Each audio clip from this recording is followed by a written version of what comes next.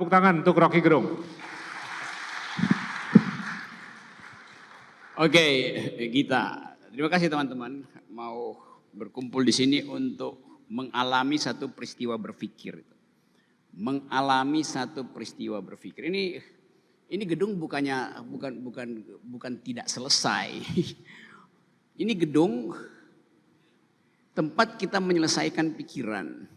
Dan sama ini mungkin sensasinya, the vibes-nya itu sama seperti kita lagi di Athena terus lihat gedung-gedung yang pernah dijejaki oleh para filsuf, mengajar di situ, tinggal pilar-pilar.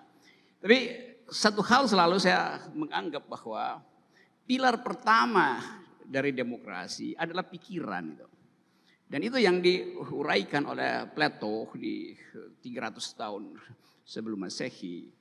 Bahwa kita mesti anggap setiap individu dibekali dengan kemampuan berpikir, karena itu kita bisa berdemokrasi.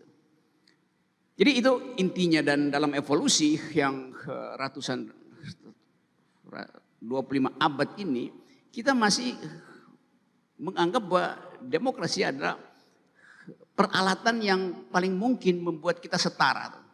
Kita tinggalkan ide tentang kerajaan, ide tentang kekhalifahan bahkan, walaupun ide itu masih muncul, ide kerajaan juga masih muncul. Tapi kita mau agar supaya ada semacam evolusi di dalam hidup kita, dan kita mau mengalami itu sebagai bagian dari upaya kita mempertemukan ide. Tadi Pak Gita mulai dengan satu pikiran bahwa kondisi kita hari ini, kita kelebihan surplus informasi, tetapi idenya kok mengkerut. Bukan sekedar mengkerut, mengalami substansialisasi itu.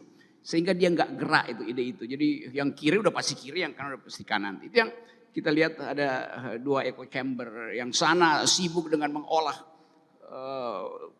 grammarnya sendiri, yang ini juga grammarnya sendiri. Sementara ada kekosongan di dalam upaya untuk bikin bridging supaya ada percakapan itu. Jadi begitulah keadaan kita hari ini. Nah, saya mungkin memulai menerangkan satu suasana yang membuat bangsa ini seolah-olah masih hidup di dalam sebuah republic of fear itu.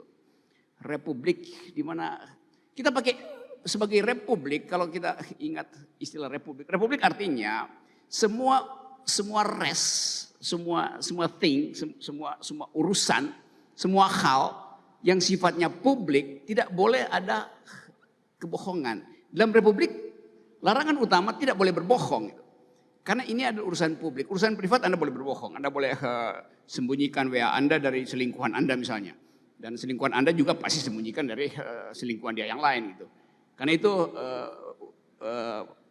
res privata, urusan privata. Tapi res publika nggak bisa.